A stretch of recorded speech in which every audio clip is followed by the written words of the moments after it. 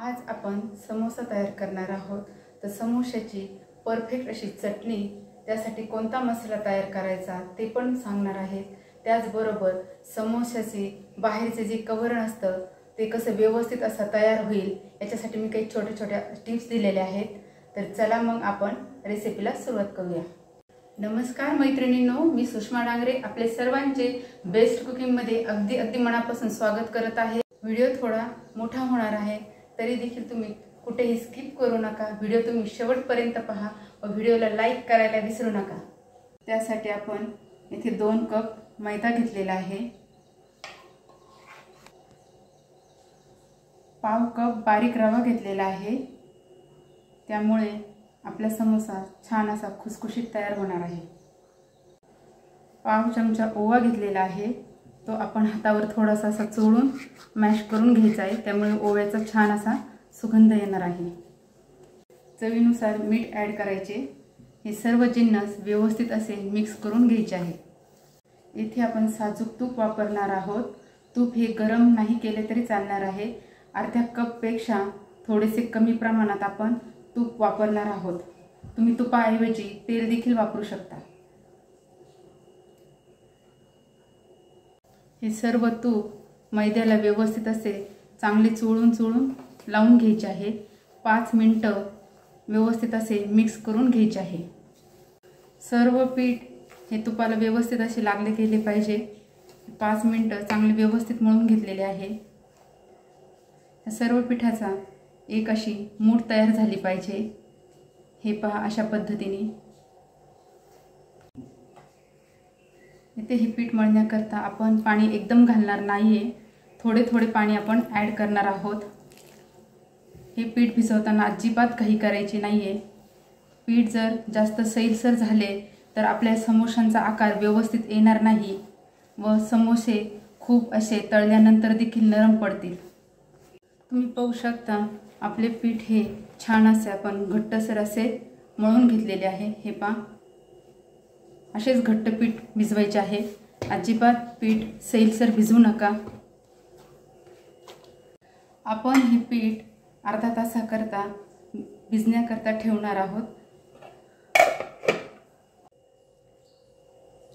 1 tablespoon धने, 1 tablespoon बडीशेप, 1 tablespoon जिरं, हे सर्व मंद गॅसवर आपण भाजून घेणार आहोत। त्याचबरोबर 8 ते 10 काळी मिरी घेतलेली आहे। हे सर्व जिन्नस आपण 1 मिनिट व्यवस्थित असं भाजून घ्यायचे आहे। ह्याचा आपण समोशासाठी मसाला तयार करून घेत आहोत। हा मसाला पूर्णपणे थंड झालेला आहे। आता आपण हा मिक्सरमधून थोडंसं जाडसर असं बारीक करून घेणार आहोत। इथे हा मसाला आपण जाडसर असा वाटून घेतलेला आहे, त्यामुळे आपल्या समोशाची चटणीची टेस्ट खूप छान येणार आहे। हा मसाला खूप पावडरसारखा बारीक करायचा नाहीये। 2-3 हिरव्या मिरच्या घेतलेल्या आहे, 1 इंच आलं घेतलेले आहे। हे मिक्सरमधून बारीक करून घ्यायचं आहे। आपल्याला हवे असल्यास आपण बारीक देखील चिरून घेऊ शकता। 3-1 चमचे तेल टाकून घेणार आहोत। तेल थोडेसे गरम झाल्यावर आपण त्यामध्ये बनवलेला मसाला छान तेलामध्ये फ्राय करून घ्यायचा आहे।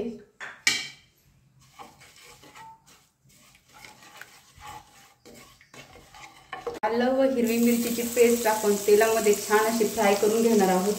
छान फ्राय झालेले आहे। आपण येथे 4 ते 5 बटाटे मस्त असे उकडून घेतलेले आहे। आता आपण ते मॅश करून तेलामध्ये सोडून घेणार आहोत। इथे आपण 1 चमचा लाल तिखट ॲड करून घेणार आहोत। पाव चमचा हळद घेतलेली आहे। अर्धा चमचा गरम मसाला ॲड करून घ्यायचा आहे। चवीनुसार मीठ घ्यायचे आहे। चटणीला चटपटीत चव येण्याकरता आपण पाव चमचा आमचूर पावडर ॲड केलेली आहे। सर्व जिन्नस व्यवस्थित असे मिक्स करून घ्यायचे आहे। 2 मिनिटं आपण सर्व जिन्नस व्यवस्थित असे बटाट्याला मिक्स करून घेणार आहोत।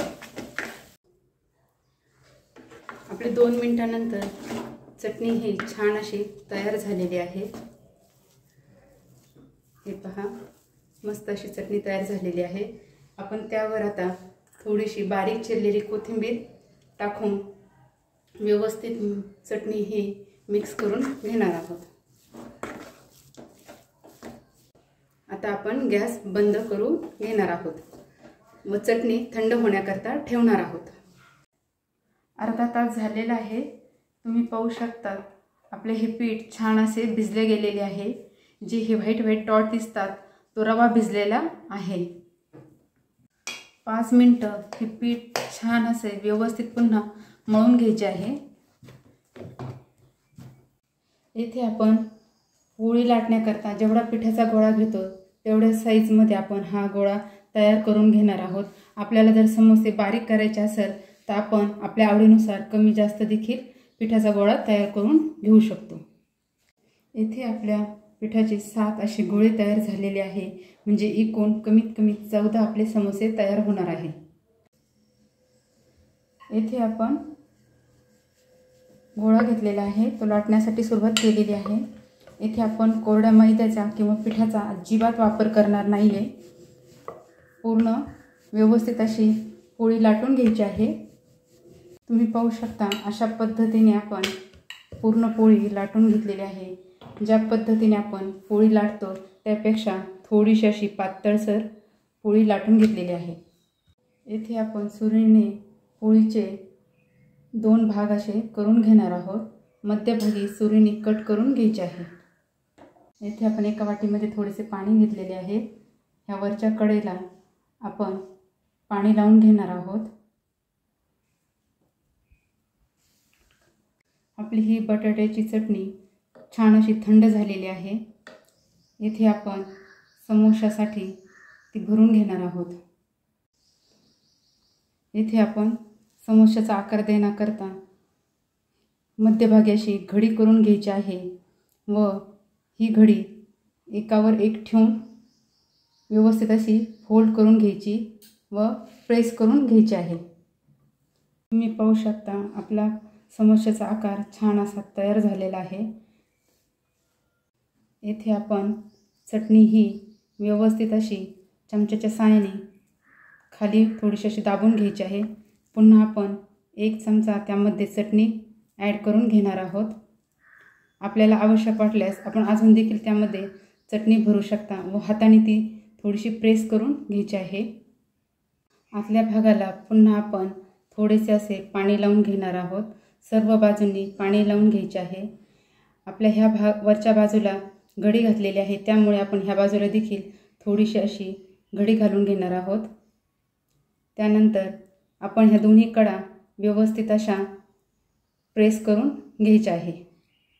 हे पहा, अशा पद्धतीने या हाताने व्यवस्थित अशा दोन्ही कडा व्यवस्थित एकावर एक ठेवून प्रेस करायचा आहे।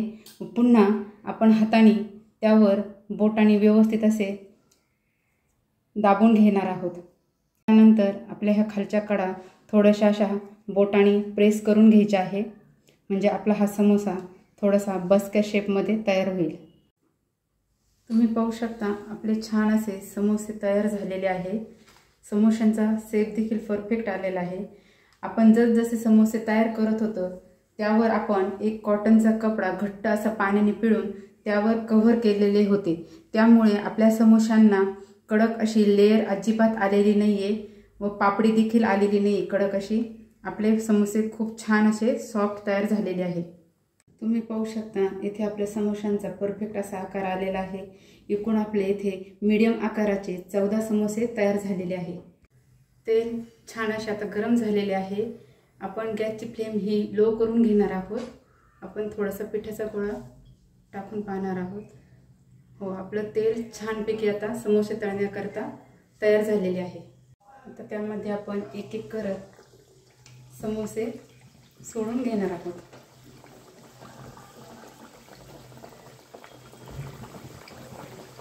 तुम्ही तळण्याकरता शक्यतो लोखंडीच कढई वापरा।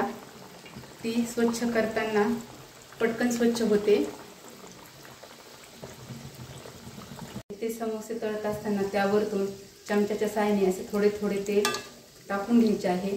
आपल्याला समोसे तळताना भरपूर वेळ लागणार आहे, त्यामुळे इथे व्यवस्थित असे समोसे तळून घ्यायचे आहेत।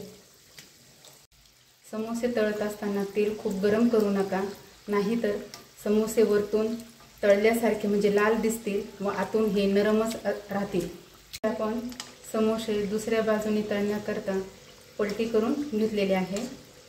तुम्ही पाहू शकता आता आपले हे समोसे थोडे थोडे गोल्डन कलरमध्ये दिसत आहे।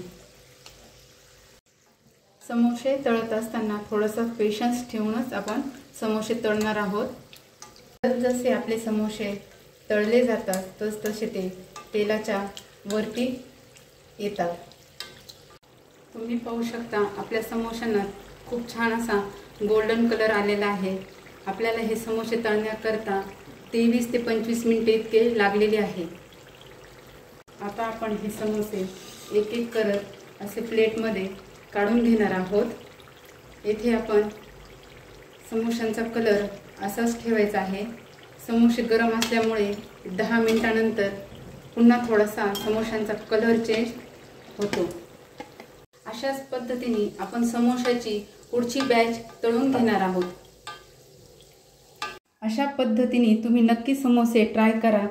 एकदम कमी तेलकट व खुसखुशीत असे समोसे तयार झालेले आहे।